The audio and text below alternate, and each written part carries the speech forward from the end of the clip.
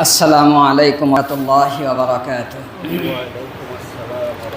إن الحمد لله نحمده ونستعينه ونستغفره ونؤمن به ونتوكل عليه ونعوذ بالله من شرور أنفسنا ومن سيئات أعمالنا. من يهد الله فلا مضل له ومن يضلله فلا هادي له وأشهد أن لا إله إلا الله وأشهد أن سيدنا ومولانا محمد هو المصطفى سيد الورى والشمس الهدى. وقال تعالى في كلامه المجيد وفي فرقانه الحميد: أعوذ بالله من الشيطان الرجيم، بسم الله الرحمن الرحيم. ولا تدع مع الله إلها آخر لا إله إلا هو كل شيء هالك إلا وجهه له الحكم وإليه ترجعون. صدق الله المولانا العظيم. قال النبي صلى الله عليه وسلم: لا تقوم الساعة حتى يقبض العلم وتكثر الزلازل، أو كما قال عليه الصلاة والسلام. اللهم صل على محمد وعلى آل محمد كما صليت على إبراهيم وعلى آل إبراهيم إنك حميد مجيد. اللهم بارك على محمد وعلى آل محمد كما باركت على إبراهيم وعلى آل إبراهيم إنك حميد مجيد. উপস্থিত মুআজ্জাজ মুহতারাম জুমার নামাজে সম্মানিত মুসল্লিয়ানে কেরাম, রব্বে কারিমের দরবারে লাখ কোটি শুকরিয়া যে মহান আল্লাহ তাআলা আমাদেরকে দীর্ঘ একটি সপ্তাহ হায়াতে তয়্যিবা দান করেছেন, সুস্থতার সাথে সমস্তিষ্কে তার গোলামি করার জন্য জুমার নামাজের পূর্ব মুহূর্তে মসজিদে আসার এবং বসার, কিছু কথা বলার এবং শোনার তৌফিক দান করেছেন। সকলে বলে আলহামদুলিল্লাহ। আজকে 13ই সফর 1447 হিজরি, 24শে শ্রাবণ 1432 বাংলা, 8ই আগস্ট 2025 ইংরেজি। আজকের এই জুমায় আমাদের ধারাবাহিক আলোচনা হবে কিয়ামতের আলামত, পর্ব নাম্বার 4। এই 4 নম্বর পর্বে আমাদের যে সকল আলোচ্য বিষয়গুলো থাকবে: মিথ্যা সাক্ষ্য দেওয়া এবং সত্যকে গোপন ও জুলুমের কলম শক্তিশালী হওয়া। কোরআন ও হাদিসের আলোকে একাধিক এই আলামত সম্পর্কে আলোচনা করার চেষ্টা করব। ওমা তৌফিকে ইল্লা বিল্লাহ। পেয়ারা হাজিরিন, আমরা একে একে আলামতগুলো বহির্প্রকাশ করতে করতে দীর্ঘ 27টি আলামত আমরা গত 3 পর্বে আলোচনা করেছি। আজকে 28তম আলামত থেকে আমাদের আলোচ্য বিষয় হবে। এই আলামতগুলো কেমন যেন যতই আমরা প্রকাশ করছি, জানতে চাচ্ছি, ততই আমাদের চোখের সামনে স্পষ্ট হয়ে যাচ্ছে। কিন্তু আমাদের প্রস্তুতি, আমাদের ফেরার পথ এবং মহান রবের পথের দিকে আমাদেরকে কতটুকু অগ্রসর হওয়া, সেটাই হবে আমাদের প্রত্যেকটা আলোচ্য বিষয় থেকে নিজেদের শিক্ষা নেওয়া।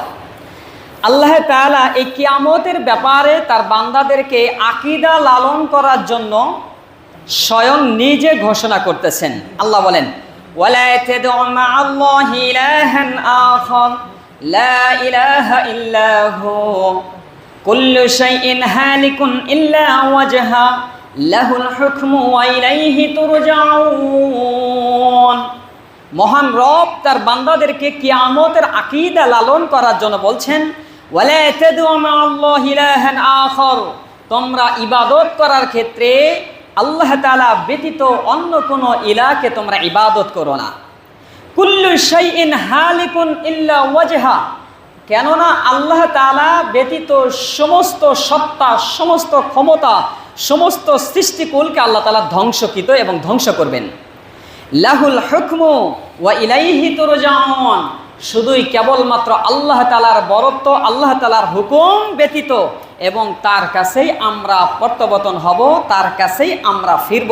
সূরা কাসাস ৮৮ নম্বর আয়াতে আল্লাহ তাআলা কিয়ামত সম্পর্কে এই আত্মবিশ্বাস লালন করার জন্য আমাদের বললেন। সূরাতুল মুমিনিন ১৬তম আয়াতের মধ্যে বলেন, সুম্মা ইন্নাকুম ইয়াওমাল কিয়ামাতি তুবআসুন, কিয়ামতের পর অবশ্যই প্রত্যেককেই আল্লাহ তাআলা পুনরুজ্জীবন করবেন এবং পুনর্জাগত করবেন। আল্লাহ তাআলা সামনের সাক্ষ্য এবং তার সামনে হিসাব নিকাশের জন্য আমাদেরকে উপস্থিত করবেন। এইগুলো হলো কিয়ামতের ব্যাপারে আমাদের আকীদা। মৃত্যুর পর, কবর জগতের পর কিয়ামতের আরেকটি জগৎ যে হবে, এটা অবশ্যই ঈমানের স্থান থেকে আমাদেরকে বিশ্বাস রাখতে হবে এবং ঈমান রাখতে হবে। যদি কোনো ব্যক্তি কিয়ামতের ব্যাপারে সন্দেহ পোষণ করে কিংবা কিয়ামতকে অস্বীকার করে, তাহলে সে সরাসরি কাফের হয়ে যাবে। আল্লাহ তাআলা আমাদেরকে কিয়ামতের আলামতের বহির্প্রকাশ থেকে শিক্ষা নিয়ে এবং কিয়ামতের প্রতি পরিপূর্ণ প্রস্তুতি ও কিয়ামতের পরিপূর্ণ আলামতগুলো নিয়ে এবং কিয়ামতের প্রতি পরিপূর্ণ ঈমান রাখা তৌফিক দান করুন, সকলে আমিন। ২৮তম আলামত আল্লাহ রাসূল সাল্লাল্লাহু আলাইহি ওয়াসাল্লাম ঘোষণা করছেন, লা তাকুমুস সাআ হাত্তা ইয়াকবিদাল ইলমা ওয়া তাকসুরাজ জালাজিল। আল্লাহ নবী সাল্লাল্লাহু আলাইহি ওয়াসাল্লাম হাদিস বর্ণনা করলেন, বুখারী শরীফের 1036তম হাদিস। এই হাদিসে আল্লাহ রাসূল সাল্লাল্লাহু আলাইহি ওয়াসাল্লাম বলছেন, লা তাকুমুস সাআ, কিয়ামত ততক্ষণ পর্যন্ত হবে না, হাত্তা ইয়াকবিদাল ইলমা, যতক্ষণ পর্যন্ত ইলম উঠে না হবে। কিয়ামতের আগে ইলমকে উঠিয়ে নেওয়া হবে। এটা কয়েকভাবে হতে পারে, তার মধ্যে একটি হলো কিয়ামতের আগে আল্লাহ তাআলা তার এই ইলমের ধারক বাহক বড় বড় উলামায়ে কেরামগুলোর মৃত্যু ঘটিয়ে একটা সময় এমন হবে, একটা মাসআলার সমাধান দেওয়ার ক্ষেত্রে পুরা এলাকার ভিতরে, মহল্লার ভিতরে, পুরা জেলার ভিতরে খুঁজে পাওয়া যাবে না এই মাসআলার সমাধান দেওয়ার মতো একজন আলেম। এভাবে আলেমদেরকে উঠিয়ে নেওয়া হবে। এটি একটি কিয়ামতের আলামত। ওয়া তাকসুরুজ জালাজিল, আল্লাহ রাসূল সাল্লাল্লাহু আলাইহি ওয়াসাল্লাম বললেন ২৯তম আলামত হিসেবে বলতে চাচ্ছি, ওয়া তাকসুরুজ জালাজিলু, কিয়ামতের আগে অধিকাংশ এবং ব্যাপকভাবে ভূমিকম্পর সয়লাভ হবে। ভূমিকম্প ঘন ঘনই ভূমিকম্প হয়ে যাবে, যখন তখন যে কোনো অবস্থাতেই ভূমিকম্প হতে পারে। এই আলামতগুলো বহির্প্রকাশ, যেখানে কখনোই ভূমিকম্প হয় নাই আরব ভূখণ্ডে, সেগুলো জায়গাতেও এখন ভূমিকম্প দেখা যাচ্ছে। বোঝা যাচ্ছে কিয়ামত অতি নিকটে, দাজ্জালের আবির্ভাব, খলিফাতুল্লাহিল মাহদির আগমনের আবির্ভাব অতি সন্নিকটে, কিন্তু আমরা নিজেদের পরিবর্তন করতে পারছি না। ৩০তম আলামত, হাদিসটি বুখারী শরীফের ৭১২১তম হাদিসের মধ্যে আল্লাহ নবী সাল্লাল্লাহু আলাইহি ওয়াসাল্লাম বলতে চাচ্ছেন, হাত্তা তাকসুরা ফীকুমুল মাল ফায়াফীদ হাত্তা ইউহিম্মা রাব্বুল মাল মান ইয়াকবালু সাদাকাতাহু ওয়া হাত্তা ইয়ারিদাহু আলাইহি ফায়াকুলুল্লাযী ইয়ারিদুহু আলাইহি লা আরা বালি বিহি। আল্লাহ নবী সাল্লাল্লাহু আলাইহি ওয়াসাল্লাম বলছেন, হাত্তা ওয়া হাত্তা তাকসুরা ফীকুমুল মাল, কিয়ামত হওয়ার আগে মানুষের, মুসলমানদের মধ্যে এই পরিমাণ অর্থ সম্পদ হবে, হাত্তা ইউহিম্মা রাব্বুল মাল, প্রত্যেকেই অর্থ সম্পদের ব্যাপকভাবে মালিকানা পেশ করবে। ওয়া মান ইয়াকবালু সাদাকাতাহু, এবং ধনাঢ্য ব্যক্তি সদকা দিতে চাইবে, দান করতে চাইবে। ওয়া হাত্তা ইয়ারিদু আলাইহি, ধনাঢ্য ব্যক্তি সম্পদ নিয়ে সদকা দেওয়ার জন্য হাঁটতে থাকবে। সদকা কাকে দিবে? কোনো এক ব্যক্তিকে বলবে, আপনি কি করেন, আমার এই সদকাটা গ্রহণ করুন। ওই ব্যক্তি বলবে, ফায়াকুলুল্লাযী ইয়ারিদুহু আলাইহি লা আরা বালি বিহি, আরে আমি তো আমার সম্পদের সদকা দেওয়ার জন্য লোক খুঁজতেছি, আমি তো সদকা দেওয়ার জন্য লোক পাচ্ছি না, সুতরাং আপনার সদকা আমি খাবো কিভাবে? এত পরিমাণ মুসলমানদের, মানুষের ধন সম্পদ এত বৃদ্ধি পাবে, সদকা খাওয়ার মতো লোক পাওয়া যাবে না। এটা বেশি সময় লাগবে না। বাংলাদেশেও এটা স্বাভাবিক। বহির্বিশ্বগুলো, রাষ্ট্রগুলোতে তো জাকাত খাওয়ার লোকই নাই। নিসাবের মালিক হলে সেই ব্যক্তি আর সদকা খাইতে পারে না।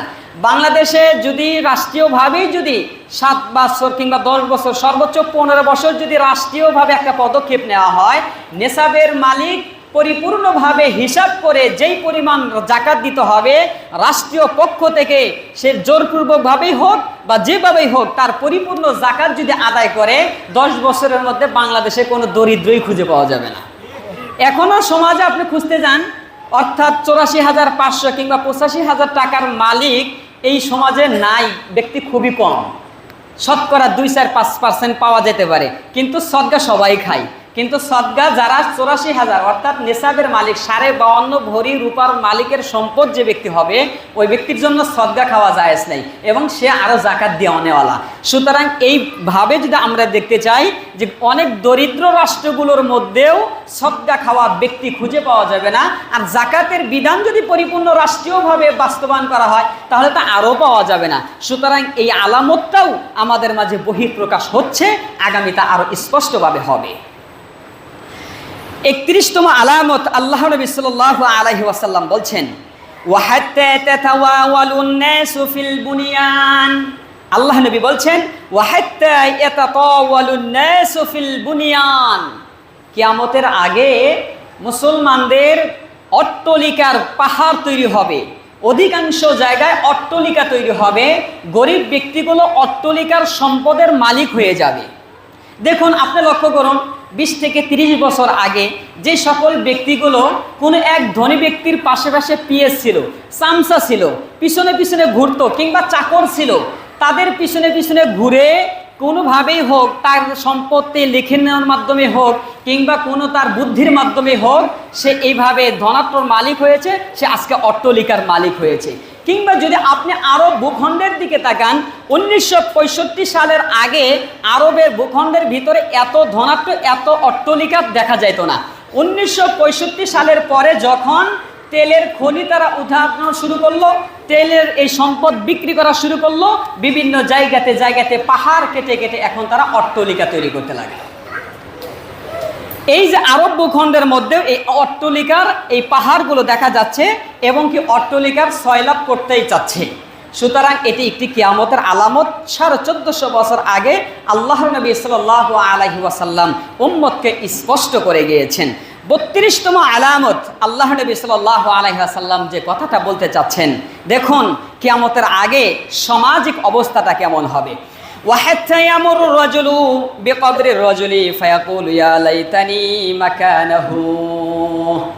আল্লাহ নবী বলেন, ওয়াহাত্তা ইয়ামুরু রাজুলু বিকবরির রাজুল, কোন ব্যক্তি কবরের পাশ দিয়ে যেতে থাকবে, কবরের পাশ দিয়ে যাওয়ার সময় ওই ব্যক্তি বলতে থাকবে, ফায়াকুলু ইয়া লাইতানি মাকানাহু, হায় এই কবরের স্থানটা যদি আমার স্থান হতো, ওই স্থানটা যদি আজকে আমার হতো, তাহলে আমি আরো মনে হয় অনেক ভালো থাকতাম।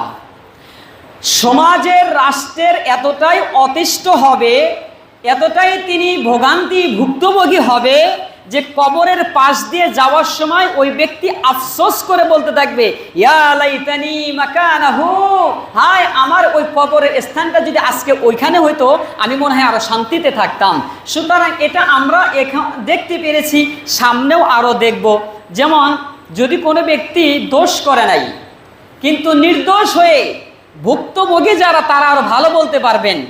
অন্যায় অপরাধ কোনো কিছুই না করে যখন বছরের পর বছর জুলুম আর নির্যাতন আর বন্দী কারাশালার মধ্যে যাদেরকে জীবন কাটাতে হচ্ছে, তাদের আফসোস, তাদের আক্ষেপ এমনটাই ছিল যে এই শাস্তি ভোগ করার আগে যদি কবরে স্থান হতো, তাহলে আমার মনে হয় দুনিয়ার চাইতে এই কবরের জিন্দেগিটি আমার জন্য উত্তম হতো। তো আল্লাহর নবী সাল্লাল্লাহু আলাইহি ওয়াসাল্লাম এই কথাটাই বললেন, ওয়াহাত্তা ইয়ামুরু রাজুলু বিকবরির রাজুলি, কোন ব্যক্তিরা কবরের পাশ দিয়ে যেতে থাকবে আর বলবে, ফায়াকুলু ইয়া লাইতানি মাকানাহু। সুতরাং এই কবরের স্থানটা যদি আমার হয় বা এই স্থানটা যদি আমার হতো, তাহলে আমার এটাই সবচেয়ে উত্তম ছিল। আল্লাহর নবী সাল্লাল্লাহু আলাইহি ওয়াসাল্লাম বুখারী শরীফের 7121তম হাদিসের মধ্যে এইভাবেই আলামতগুলো আমাদেরকে প্রমাণ করলেন এবং এইভাবেই আমাদেরকে বয়ান করে আল্লাহর নবী সাল্লাল্লাহু আলাইহি ওয়াসাল্লাম নসিহত করলেন। আল্লাহ রাসূল সাল্লাল্লাহু আলাইহি ওয়াসাল্লাম আরও একটি দীর্ঘ হাদিস বর্ণনা করেছেন। এই হাদিসের ভিতরেই 15টি আলামত একসাথে বলা হবে। এই 15টি আলামতের অধিকাংশ আলামতগুলোই বহির্প্রকাশ হচ্ছে এবং হয়েছে, কোনো আলামত ঘটছে এবং ঘটে গিয়েছে। আমরা যদি এই হাদিস আলোচনা করি তাহলে আমাদের আজকের এই কিয়ামতের আলামতের 47 পর্যন্ত আমরা আলামতে চলে যাব এই হাদিস শেষ করার মাধ্যমে, অর্থাৎ 32 আর 15 মোট হবে 47। আল্লাহ রাসূল সাল্লাল্লাহু আলাইহি ওয়াসাল্লাম বলতে যাচ্ছেন, ইযা ফাআলাত উম্মতি 15 খাসলাতান হাল্লা বিহাল বালা। আল্লাহ রাসূল সাল্লাল্লাহু আলাইহি ওয়াসাল্লাম বললেন, যখন উম্মতের মাঝে 15টি আলামত পাওয়া যাবে তখন বুঝতে হবে ওই উম্মতদের মধ্যে ধ্বংস অনিবার্য, এবং কি ওই উম্মতের বিভিন্ন জায়গা থেকে বালা মুসিবত এইভাবে একের পর আসতেই থাকবে। 15টি আলামতের কথা আল্লাহ রাসূল সাল্লাল্লাহু আলাইহি ওয়াসাল্লাম নিজে বলছেন, হাল্লা বিহাল বালা। এবং এই আলামতগুলো যখন প্রকাশ পেতে থাকবে, বালা মুসিবত একের পর এক উম্মতের মধ্যে লেগেই থাকবে। আল্লাহ রাসূল সাল্লাল্লাহু আলাইহি ওয়াসাল্লাম বলেন, ইযা কানাল গনামু দুয়ালান ওয়াল আমানাতু মাগনামান ওয়াজ যাকাতু মাগরিমান ওয়া ইতা'আর রাজুলু যাওজাতাহু ওয়া আক্কা উম্মুহু ওয়া বাররা সাদিকাহু ওয়া জাফা আবাহ।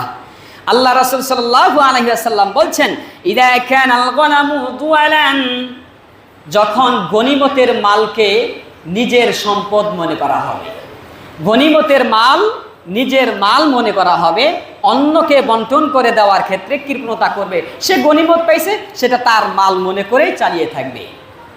ওয়াল আমানাতু মাগনামান, এবং আমানতের খেয়ানত করা হবে। কোন ব্যক্তি আমানত রেখে গেছে, ওই আমানতের মাল নিজেই সেটা ধ্বংস করে দিবে, আমানতের মাল খেয়ানত রাখবে না। উম্মতের মাঝে যখন এগুলো প্রকাশ পাবে তখন মনে রাখতে হবে বালা মুসিবত অতি সন্নিকটে আসতে থাকবে।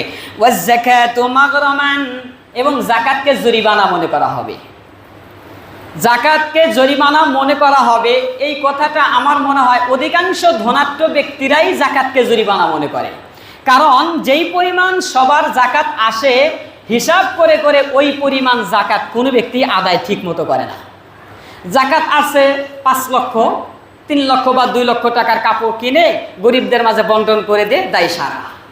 এই যে যাকাত, আবার কেউ হিসাব করে, আমি যদি যাকাত দিতে যাই তাহলে তো আমার এমক জায়গায় এই টাকা এই অ্যামাউন্টটাই শেষ হয়ে যাবে, সুতরাং যাকাত এই বছর দেওয়া যাবে না। যাকাতকে তারা পরিপূর্ণভাবে জরিমানা মনে করবে। আল্লাহ রাসূল সাল্লাল্লাহু আলাইহি ওয়াসাল্লাম বললেন, যখন যাকাতকে জরিমানা মনে করা হবে, অতি সন্নিকটে তাদের কিয়ামত অতি নিকটে, এবং তাদের মধ্যে বালা মুসিবত হতেই থাকবে।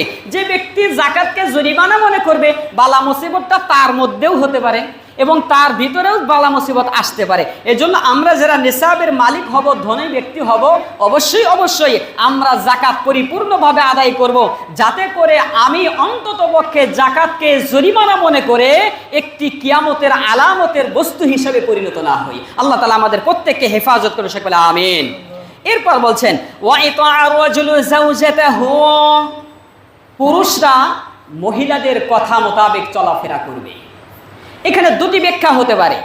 কোন স্বামী পরিপূর্ণভাবেই স্ত্রীর কথা মতোই সে ওঠা বসা, স্ত্রী যেভাবে চলতে বলে ওইভাবেই চলছে। স্ত্রী যদি উঠতে বসে, সে উঠতেছে, বসতে বলে বসতেছে, যেভাবে করণীয় যেভাবে, অর্থাৎ সত্য মিথ্যা, হক বাতিল এবং ন্যায্য অন্যায্য কোনো কিছুই যাচাই বাছাই নাই। স্ত্রী যে কথা বলছে ওই কথার উপরেই সেই ব্যক্তি চলাফেরা করে, এমনভাবে তার স্ত্রীকে ইতাআত করে যে স্ত্রীর কথার বাহিরে একটি কথা বলার ক্ষমতাই সেই পুরুষ রাখে না। এমনটি যখন হবে, মনে রাখতে হবে কিয়ামত অতি সন্নিকটে। কিংবা এমন হতে পারে, ওয়া ইতা'আর রাজুলু যাওজাতাহু, তার উদ্দেশ্য হতে পারে যে পুরুষেরা নিজেদের নেতৃত্ব, নিজেদের লিডারশিপ নারীদের হাতে তুলে দেবে, অর্থাৎ যেটাকে নারী নেতৃত্ব বলা হয়। এই নারী নেতৃত্ব যখন পুরুষরা নারীদের নেতৃত্ব দিতে থাকবে, নারীদের নেতৃত্ব যখন মেনে নিতে চাইবে, আর নারীদের লিড যখন তারা মানতে থাকবে, আল্লাহ রাসূল সাল্লাল্লাহু আলাইহি ওয়াসাল্লাম বললেন, অতি সন্নিকটে কিয়ামত তাদের উপস্থিত এবং বালা মুসিবতগুলো তাদের কাছে একের পর এক বহির প্রকাশ পেতে থাকবে। ওয়া আক্কা উম্মাহু, এবং এই হাদিসের 5 নম্বর আলামত আল্লাহ রাসূল সাল্লাল্লাহু আলাইহি ওয়াসাল্লাম বলছেন, ওয়া আক্কা উম্মাহু, অবাধ্য সন্তান বৃদ্ধি পেতে থাকবে। সমাজের ভিতরে মা বাবার পিতামাতার অবাধ্য সন্তান একাধিক হারে চলবে। সন্তান, বাবা মা বলবে এক কথা, সন্তান চলবে আরেক কথা। বাবা মা বলতেছে একভাবে চলার, আর সন্তান চলতেছে আরেকভাবে চলার। এই অবাধ্য সন্তানের সংখ্যা সমাজে কম না বেশি? কম না বেশি? এখন আমরা যারা নিজেদের অধীনস্থ সন্তান আদি যারা রয়েছে, আপনি চিন্তা করুন, আপনি এই অবাধ্য সন্তান দিয়ে আপনার দুনিয়াতেও উপকার হচ্ছে না, আপনার কিয়ামতেও উপকার হবে না। সুতরাং আপনি লক্ষ্য করুন, আপনার এই অবাধ্য সন্তান সারাদিন অবৈধ কাজ, নেশা, মাদকাসক্ত, গান বাজনা, বিভিন্ন ধরনের অনৈতিক কার্যকলাপ নিয়ে আপনার সন্তান আপনার পাশেই ঘুমিয়ে থাকে, আপনার পাশের রুমেই ঘুমিয়ে থাকে। কিন্তু আফসোসের বিষয়, এই সন্তানগুলোকে বাধ্য করবে কিভাবে?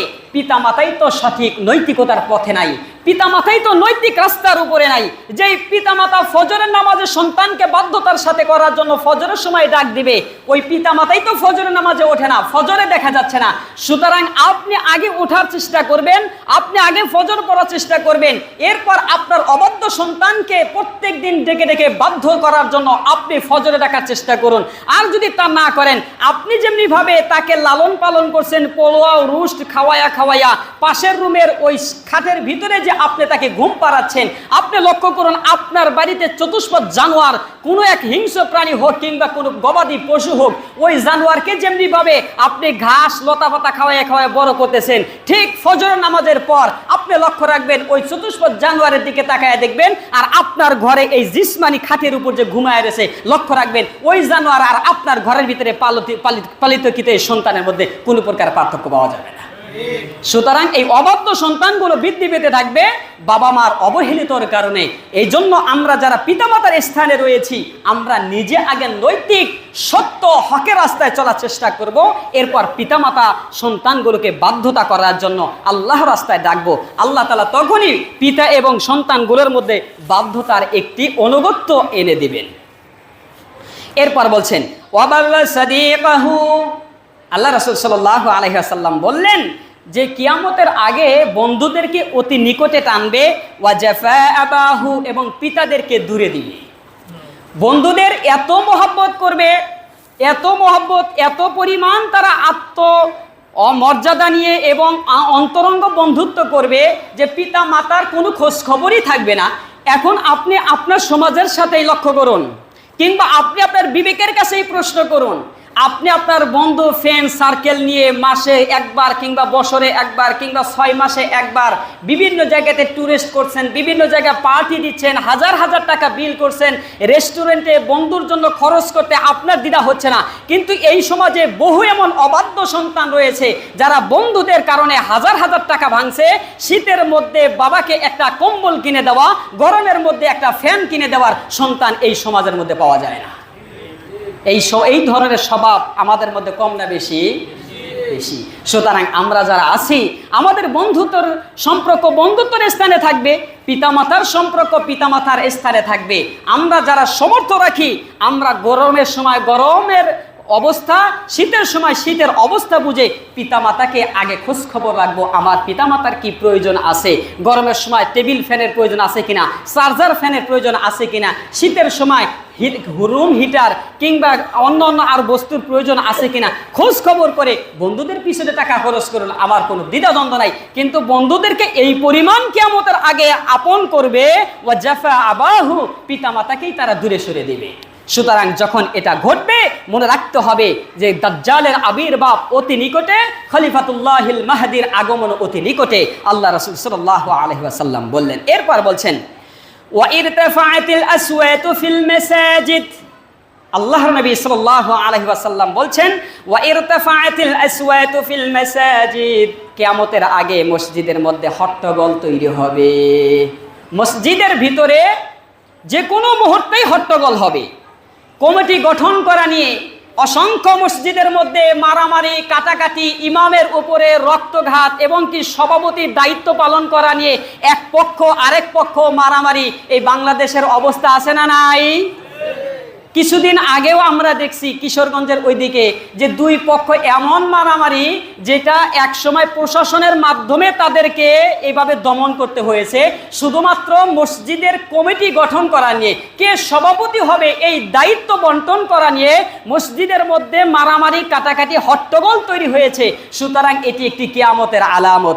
অথবা ইরতাফাআতিল আসওয়াতু ফিল মাসাজিদ, এটাও হতে পারে ইমাম সাহেব যখন হকের কথা আওয়াজ তুলতে থাকবে, সত্যকে সত্য বলে প্রকাশ করতে থাকবে এবং কি অন্যায়কে অন্যায় বলে মানুষের মাঝে প্রকাশ করতে থাকবে, তখন কোন দুশ্চরিত্রা লম্পট সন্ত্রাসী বাহিনীগুলো ইমাম সাহেবের ওপর ওই বক্তব্যের মধ্যে কিংবা মসজিদের মধ্যেও চড়াও হবার অবস্থা তৈরি হবে। এই স্বভাব, এই পরিবেশ আমাদের সমাজে দেখা গেছে কি? হয়েছে, অনেক হয়েছে। আমরা চেষ্টা করব অন্ততপক্ষে আমার এই মসজিদ কিংবা আমার স্থান থেকে, আমার ব্যক্তিগত স্থান থেকে যাতে আমি কিয়ামতের এই আলামত হিসাবে যাতে প্রতীত না হই, যে আমার দ্বারা মসজিদের মধ্যে হট্টগোল সৃষ্টি হোক কিংবা আমার দ্বারা মসজিদের মধ্যে কোনো বিকট আওয়াজের পরিবেশ তৈরি হোক। আল্লাহ তাআলা আমাদের প্রত্যেককেই বেঁচে থাকার তৌফিক দান করুন, সকলে আমিন। ওয়াকানা যাইমুল কওমি আরজালাহুম, আল্লাহ নবী সাল্লাল্লাহু আলাইহি ওয়াসাল্লাম বললেন, এই হাদিসের 9 নম্বর আলামত হিসেবে বললেন, ওয়াকানা যাইমুল কওমু আরজালাহুম, কওমের নেতৃত্ব দিবে সবচাইতে নিকৃষ্ট ব্যক্তিরা। সমাজের মধ্যে যারা মদখোর, নেশাখোর, গাঁজাখোর, সন্ত্রাসী, চাঁদাবাজি এবং নিম্ন শ্রেণীর, নিম্ন বংশের ব্যক্তিরা অর্থ সম্পদের পাহাড় জমিয়ে সমাজের মধ্যে লিড দিবে, লিডারশিপ হবে, এটা কিয়ামতের একটি আলামত। আল্লাহ রাসূল সাল্লাল্লাহু আলাইহি ওয়াসাল্লাম 1450 বছর আগে বললেন।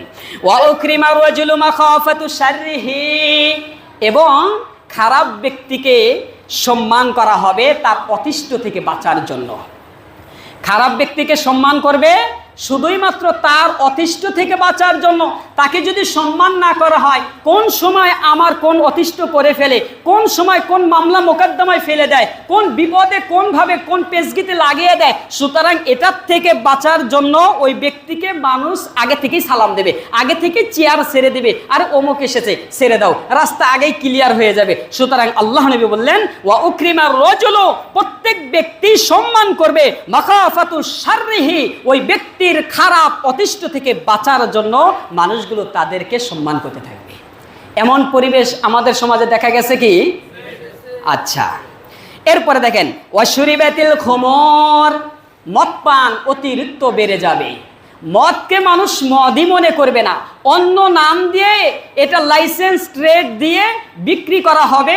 বৈধতার পক্ষে বিভিন্ন জায়গাতে জায়গাতে মদের বার তৈরি হবে, ওপেনলি বিভিন্ন ছোট্ট ছোট্ট দোকানেও বিক্রি হবে। মদ বলতে এখানে নেশা জাতীয় সমস্ত জিনিস, ইয়াবা হতে পারে, হিরোইন হতে পারে, বাবা হতে পারে, ট্যাবলেট হতে পারে, যত ধরনের মাদক এবং নেশা জাতীয় দ্রব্যগুলো আছে এগুলো বৃদ্ধি পেতে থাকবে। সুতরাং আগে তো মদ কিনতে গেলে বিভিন্ন জায়গায় খুঁজে খুঁজে খুঁজে খুঁজে কোথায় পাওয়া, এটা একটা দুষ্ক্রিয় হয়ে যেত।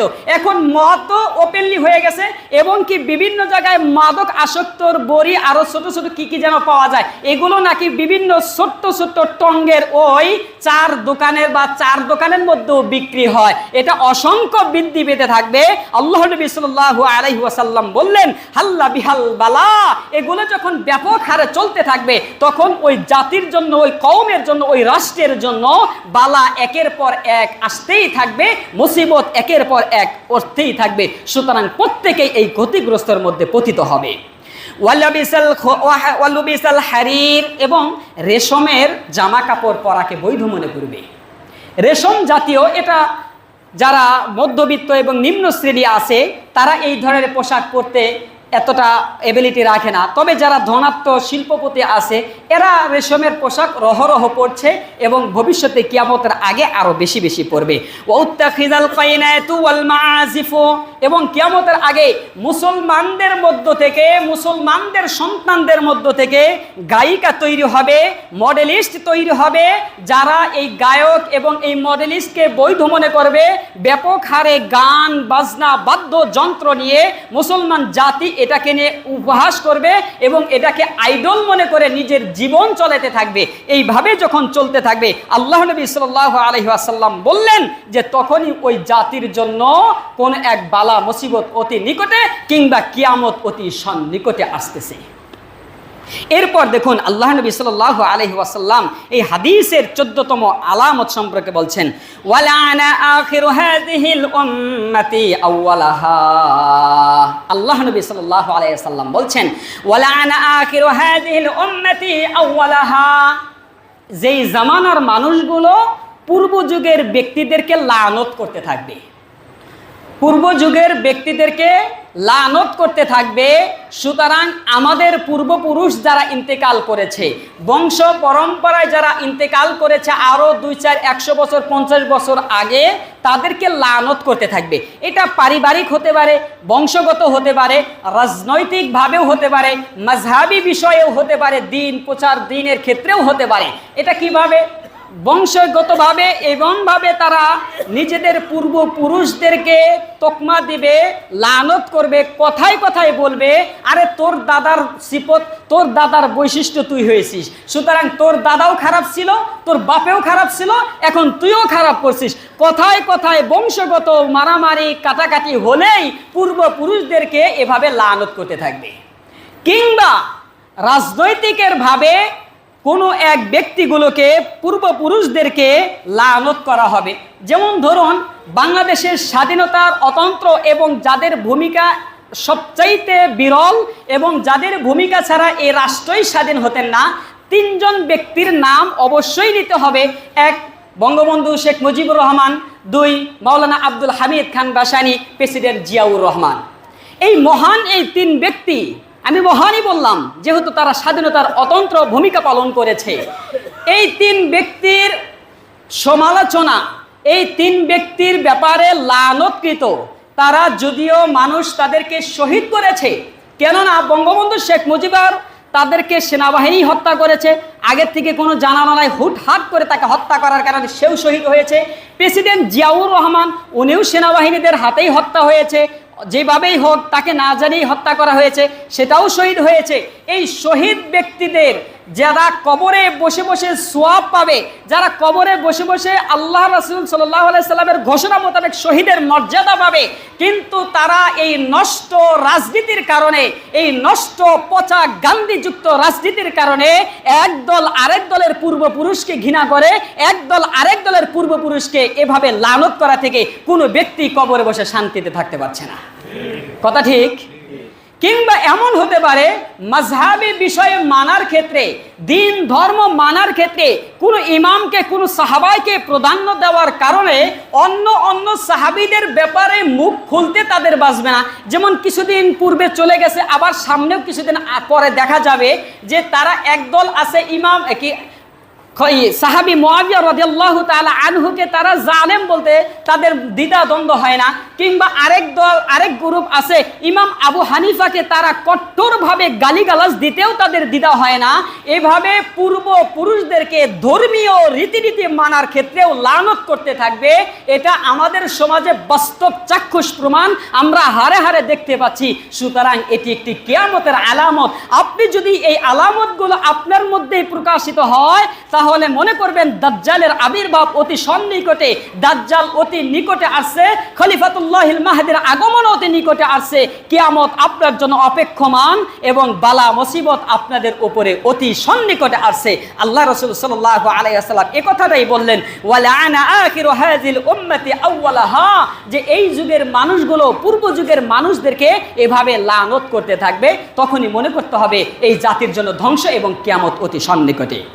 সর্বশেষ আলামত, এই হাদিসের 15 নম্বর আলামত, আলোচ্য বিষয়ে 47তম আলামত সম্পর্কে আল্লাহ নবী সাল্লাল্লাহু আলাইহি সাল্লাম বলেন, ফালইয়াতারাক্কাবু ইনদা যালিকা রিহান হামরা ওয়া খাসফান ওয়া মাসখান।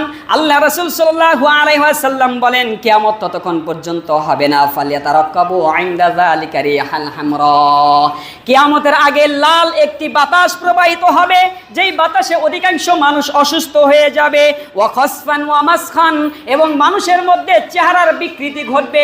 এক একজনের চেহারা এক একভাবে হয়ে যাবে, কারো কারো চেহারা বানরের মতো হয়ে যাবে, কারো কারো চেহারা গাধার মতো হয়ে যাবে, কিংবা কোনো পশুর মতো জন্মগ্রহণ করবে, কোনো এক পশুর রূপ ধারণ করে। সুতরাং এইগুলো আলামত যখন প্রকাশ পেতে থাকবে, আল্লাহ রাসূল বললেন হাল্লা বিহাল বালা, ওই জাতির জন্য বালা মুসিবত একের পর এক আসতেই থাকবে এবং কিয়ামত অতি সন্নিকটে হবে। আমাদেরকে আল্লাহ রাসূল সাল্লাল্লাহু আলাইহি সাল্লামের এই ঘোষণাকৃত এই আলামত, এই খারাপ অভ্যাসগুলো থেকে প্রত্যেকেই বেঁচে থাকার তৌফিক দান করুন, সকলে বলে আমিন। আলোচনার ধারাবাহিক আলোচনার ৪৮তম আলামত, আল্লাহ রাসূল সাল্লাল্লাহু আলাইহি ওয়াসাল্লাম বলছেন, ইন্না বাইনা ইয়াদাই সাতি তাসলিমাল খাসসা। আল্লাহ রাসূল সাল্লাল্লাহু আলাইহি ওয়াসাল্লাম বলেন, কিয়ামতের আগে মানুষের অবস্থা এমন হবে, ইন্না বাইনা ইয়াদাই সাতি তাসলিমাল খাসসা, বিশেষ বিশেষ ব্যক্তিদেরকে দেখে দেখে সালাম করবে। বিশেষ বিশেষ ব্যক্তিদেরকে কি করবে? সালাম দেবে। যখন মনে করেন কোনো এক বিশেষ ব্যক্তি আছে, বিশেষ ব্যক্তিকেই শুধু সালাম দেবে, অন্য ব্যক্তিদের সালাম দেওয়ার কথা তিনি এভাবে ভূক্ষেপই করবে না। এই বিশেষ ব্যক্তিদেরকে দেখে দেখে সালাম দেওয়ার স্বভাব, অভ্যাস, পরিবেশ আমাদের সমাজে আছে কি? আছে না নাই? দেখুন, আমরা ফকির, দরিদ্র, ভ্যান চালক, অটো চালক, অসহায় মানুষদেরকে সালাম করি না। কিংবা কোনো এক বৈঠকের মধ্যে বসা, আপনার পাশে একজন বড় বুজুর্গ হক্কানি ওলামায়ে কেরাম বসা, এর কয়েকজন পরে এক নেতা বসা, দেখবেন ওই গিয়ে দূরে থেকে গিয়ে ওই নেতাকে আগে সালাম করে, মুসাফা করে, এরপরে তার পাশে, তারপরে ওলামায়ে কেরাম। আপনারাই বলুন, একজন হক্কানি ওলামায়ে কেরামের সম্মান বেশি না একজন নেতার সম্মান বেশি? ওলামায়ে কেরামের সম্মান বেশি। আপনার উচিত আপনার নিকটে ওলামায়ে কেরাম আলেম রয়েছে, আপনাকে তাকে সালাম করুন, তারপর মুসল্লিকে করুন, তারপর নেতাকে করুন। হ্যাঁ, যদি নেতাই প্রথমে থাকে তাকে সালাম করতে আমার দ্বিধাদ্বন্দ্ব নাই, কিন্তু আল্লাহ রাসূল সাল্লাল্লাহু আলাইহি সাল্লামের এই হাদিস থেকে স্পষ্ট বোঝা যাচ্ছে যে তাসলিমাল খাসসা, সালাম দিবে বৈশিষ্ট্য দেখে দেখে, বিশেষ বিশেষ ব্যক্তিদেরকে সালাম দেবে, অন্য কোনো ব্যক্তিদেরকে সালাম দেওয়া ভূক্ষেপই করবে না। এজন্য আমরা আজকে থেকে লক্ষ্য রাখবো যে আমাদের চাইতে যারা দরিদ্র রয়েছে, ফকির রয়েছে, ভ্যান চালক রয়েছে, অসহায় ব্যক্তি রয়েছে, এই অসহায় ব্যক্তিদেরকেও আমরা সালাম দেওয়ার চেষ্টা করব। পারবো তো ইনশাআল্লাহ? বাড়িওয়ালারা ভাড়াটিয়াদেরকে সালাম দেওয়ার চেষ্টা করব, ভাড়াটিয়ারা আবার ছোটদেরকে সালাম দেওয়ার চেষ্টা করব। আবার এটা মনে করেন না যে আরে আমাদেরকে তো হুজুর বইলাই দিয়েছে, বাড়িওয়ালারা ভাড়াটিয়াদেরকে সালাম দেবো, তার মাঝে আমাদের সালাম দেওয়ার দরকার নাই। বিষয়টা এমন, আপনি সালাম দিবেন, আপনি আপনার সওয়াব হাসিল করবেন। আপনি যদি সালাম পরিপূর্ণভাবে দেন, আপনি পরিপূর্ণভাবে 30 নেকি পাবেন। সালামের একটাই হলো আসসালামু আলাইকুম, এটা একটা সালাম, 10 নেকি। আসসালামু আলাইকুম ওয়া রাহমাতুল্লাহ, এটা আরেকটা সালাম, 20 নেকি। কয় নাকি? আসসালামু আলাইকুম ওয়া রাহমাতুল্লাহি ওয়া বারাকাতুহু, 30 নেকি। কয় নাকি? যে দিবে ওই ব্যক্তিরও 30, যে এইভাবে ঘুরাবে ওই ব্যক্তিরও 30। সুতরাং এই জন্য আমরা আগে আগে সালাম দেওয়ার চেষ্টা করব। আল্লাহ রাসূল সাল্লাল্লাহু আলাইহি সাল্লাম বলছেন, যে ব্যক্তি আগে আগে সালাম দেয় ওই ব্যক্তির ভিতর থেকে আল্লাহ তাআলা অহংকার, কিবির দূর করে দেয়। সুবহানাল্লাহ। এরপর দেখুন 49 নম্বর আলামত, আল্লাহ রাসূল সাল্লাল্লাহু আলাইহি সাল্লাম যে হাদিসটি বলছেন, ওয়া ফুশু তিজারাতু হাত্তা তাঈনুল ইমরাতু যাওজাতাহা। আল্লাহ রাসূল সাল্লাল্লাহু আলাইহি ওয়াসাল্লাম বলেন, ওয়া ফুশু তিজারাতু হাত্তা তাঈনুল ইমরাতু যাওজাতাহা, ব্যবসা বাণিজ্য ব্যাপকভাবে প্রসারিত হতে থাকবে, হাত্তা আলা তিজারাতি, এবং ওই ব্যবসার মধ্যে মহিলাদের সহায়তা বেশি হবে। ব্যবসা ব্যাপকভাবে হবে, মানুষ ব্যবসায়ী হবে, উদ্যোক্তা হবে, কিন্তু ওই ব্যবসার সহযোগী হিসাবে মহিলারা হবে। মহিলারা ব্যবসার ক্ষেত্রে সহযোগী হওয়া, স্বামীকে ব্যবসার ক্ষেত্রে সাহায্য সহযোগিতা করার এই পরিবেশ, এই সমাজ আমরা দেখতে পাই কি? আছে না নাই? আপনি যদি বড় বড় শপিং মলে যান, বিভিন্ন ধরনের মার্কেটগুলোতে যান, অধিকাংশ দোকানের ভিতরেই দেখবেন যুবক যুবতী নারীদেরকে তারা ওয়েটার হিসেবে বিভিন্ন জায়গাতে রাখা হয়েছে। এটা একটা কিয়ামতের আলামত। শুধু ব্যবসায় সাহায্য করবে বিষয়টি এমন নয়, বরং প্রত্যেকটা সেক্টরে ব্যবসার নামে মহিলাদেরকে ব্যবহার করা হবে, মার্কেটিংয়ে ব্যবহার করা হবে, রেস্টুরেন্টে ব্যবহার করা হবে, রিসিপশনে ব্যবহার করা হবে, হাসপাতালে ব্যবহার করা হবে। নারীদেরকে এই ব্যবসার নামে কিয়ামতের আগে অতিরিক্ত ব্যাপকভাবে চলতে থাকবে। আল্লাহ রাসূল বললেন এটি একটি কিয়ামতের আলামত। এই আলামতগুলো যখন প্রকাশিত হবে, দাজ্জালের আবির্ভাব তত তাড়াতাড়ি হবে। 50 নম্বর আলামত, আল্লাহ রাসূল সাল্লাল্লাহু আলাইহি ওয়াসাল্লাম বলছেন, ওয়াকাতাল ইরহাম, এই একই হাদিস, আত্মীয়তা ছিন্নকারী বেশি হবে। কিয়ামতের আগে আত্মীয়তার সম্পর্ক ছিন্নকারী হবে। আত্মীয়তা ছিন্নকারী এটা কয়েকভাবে হতে পারে, সম্পদের কারণেও হতে পারে, রাজনৈতিকের কারণেও হতে পারে। রাজনীতিকের কারণে আত্মীয়তা ছিন্নকারী কেমন? আরে অমুক ওই দল করে, অমুক এই দল করে, দূত ওর বাড়িতেই যাওয়ার দরকার নাই। আছে না এরকম? এ স্বভাব আমার মধ্যে আছে না নাই? আছে, বহু আছে। ভাই ভাইয়ে দ্বন্দ্ব, বন্ধু বন্ধু দ্বন্দ্ব, চাচা ভাতিজার মধ্যে দ্বন্দ্ব, শুধুই মাত্র রাজনীতিকের নামে রক্তের সম্পর্ক আত্মীয়তা ছিন্ন করতেও তাদের দ্বিধাদ্বন্দ্ব হয় না। এবং কি সম্পদের কারণে কিভাবে আত্মীয়তা ছিন্ন হবে? মনে করেন আপনি একই সাথে গ্রামে বসবাস করছেন, একসময় আপনারও যে ঘর ছিল, আপনার ছোট ভাইয়ের ওই ঘর ছিল, আপনার ফুপুর ওই ঘরই ছিল। ঘটনাক্রমে আপনি শহরে এসে হঠাৎ করে আপনি বাড়ি করছেন, গাড়ি করছেন, জায়গা জমি করেছেন, আপনি এখন অট্টালিকার মালিক। গ্রাম থেকে কোনো আত্মীয় আসলে এখন আর আপনি তাদেরকে চেনেন না। এই স্বভাবের মানুষ আছে না নাই? ভুলেও এই কাজ করবেন না। নারীদের মধ্যে স্বভাবটা বেশি হয়। এজন্য আমরা যারা পুরুষ আছি তাদেরকে এই তালিম দিবেন। আমার বাড়ির গ্রাম থেকে ভাতিজা ভাগিনা যদি আসে, বুড়োপঞ্চিত কপাল গোজ করা যাবে না। সুতরাং তাদের সাথে সদ্য ব্যবহারের সাথে সুন্দর শোভনীয় ব্যবহারের মাধ্যমে তাদেরকে বিদায় করে দিবেন। সুতরাং এই আলামতগুলো বহিঃপ্রকাশ হবে কিয়ামতের আগে বেশি বেশি। অকাতিল ইরহাম, ধনাত্ম সম্পদের কারণে আত্মীয়তা ছিন্ন করবে, কিংবা রাজনৈতিকের কারণে আত্মীয়তা ছিন্ন করবে। আল্লাহ তাআলা আমাদেরকে আত্মীয়তার বন্ধন টিকে রাখার জন্য আমাকে এবং আপনাদের প্রত্যেককে কবুল করুন, সকলে আমিন। এরপর দেখুন 51 নম্বর আলামত, ওয়া শাহাদাতি জোর, মিথ্যা সাক্ষ্য বেড়ে যাবে। মিথ্যা সাক্ষ্য দেওয়া এটা অতিরিক্ত হয়ে যাবে। মিথ্যা সাক্ষ্য এত হবে যে আদালত পাড়ায়, পারিবারিক সামাজিক বিচার ব্যবস্থায় মানুষকে ধরে এনে এনে সাক্ষ্য দেওয়ার জন্য বাধ্য করবে। আরে তুমি সাক্ষ্য দিবে না, যদি সাক্ষ্য না দাও তাহলে তোমার বিপদ সামনে ঘনিয়ে আসছে। তুমি অমুক জায়গায় অমুকের বিপক্ষে সাক্ষ্য দিবা, তোমার পরিবারের সবাই নিরাপদ থাকবে। সাক্ষ্য দিবা না, তুমি সহ তোমার পরিবার সহ বিপদে পড়বে। এমন পরিবেশ আমরা দেখতে পেরেছি, হয়েছে। আর ঘটনাক্রমে মুসলমানদের মধ্যে না হোক, আপনারা এই সাক্ষ্যর ব্যাপারে জানেন, নাম অনেকেই জেনেছেন, সোশ্যাল মিডিয়াতে হয়েছে। এক ওলামায়ে কেরামের বিপক্ষে এক হিন্দুকে সাক্ষ্য দেওয়ার ব্যাপারে বলা হয়েছিল। হিন্দু ব্যক্তি স্পষ্ট বলেছে, আমি মিথ্যা সাক্ষ্য দিতে পারবো না। ওই ব্যক্তি রাষ্ট্র থেকে অন্য জায়গায়, অন্য রাষ্ট্র পাড়ি জমিয়েছে, তবু আলেমের বিপক্ষে তিনি সাক্ষ্য দেন নাই। কিন্তু মুসলমানদের বহু মুসলমান স্বজাতি হয়ে আলেমের বিপক্ষে মিথ্যা সাক্ষ্য দিতে, আদালত পাড়ায় মিথ্যা সাক্ষ্য দিয়ে নিরহ যুগের শ্রেষ্ঠ বুজুর্গ আলেমদেরকে মিথ্যা সাক্ষ্যের মাধ্যমে বছরের পর বছর কারাগারে বন্দী রাখার মাধ্যম তারা এই মিথ্যা সাক্ষ্য তাদের দিল বিন্দুমাত্র কাঁপে নাই। আমার আপনার মুসলিম পরিবারের সন্তান এমন হয়েছে না? হয়েছে। এটা একটা কিয়ামতের আলামত। এরপর দেখুন 52 নম্বর আলামত, আল্লাহ রাসূল সাল্লাল্লাহু আলাইহি ওয়াসাল্লাম বলছেন, ওয়া কিতমানি শাহাদাতিল হাক্কি, সত্যকে গোপন করা হবে। সত্যকে কি করা হবে? গোপন করা হবে। যেটা সত্য ওটা মানুষ জানবেই না। মিডিয়ার মাধ্যমে এমন এমন বিষয় মানুষের মধ্যে প্রকাশ করা হবে, তিলকে তাল আর তালকে বেতাল করে মানুষের মধ্যে প্রকাশ করতে থাকবে। আসল খবর কোনো ব্যক্তিই জানে না। যেমন এখন বর্তমানে মিডিয়া যদি কোনো নিউজ করে, প্রতিবেদন করে, একটা সময় মিডিয়া প্রচার করার সাথে সাথে মানুষ এটাকে বিশ্বাস করত, এটাকে আর খোঁজার কোনো চিন্তা ফিকির করতো না। আর এখন মিডিয়া যখন খবর প্রকাশ করে, তখন জাতি তখন মিডিয়াকে খুঁজতে থাকে যে আসলে মিডিয়া সত্যটা কি বললো। কথা বিষয়ে বুঝেন নাই?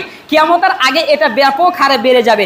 কিংবা এমন হবে, নিরহ মানুষ কোনো কিছুই করে নাই, নির্দোষ মানুষ ফাঁসানোর জন্য মিথ্যা মামলা কিংবা ফাঁসানোর জন্য রাস্তাতে হেঁটে যাচ্ছে, বড় লোক কিংবা শিল্পপতি কিংবা কোনো সন্ত্রাসের ইশারার মাধ্যমে ধরে এনে গাড়ির সামনে এনে পকেটের ভিতরে হিরোইন দিয়ে আসো তুমি গ্রেফতার। এই পরিবেশ হয়েছে কিনা?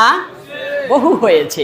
সুতরাং এই কিয়ামতের আগে এই সকল আলামতগুলো বেড়ে যাবে। এটা আল্লাহ রাসূল সাল্লাল্লাহু আলাইহি সাল্লাম খুদ বর্ণনা করেছেন, নিজে বয়ান করেছেন। ওয়া কিতমানি শাহাদাতিল হক, সত্যকে গোপন করা হবে, কিয়ামতের আলামত।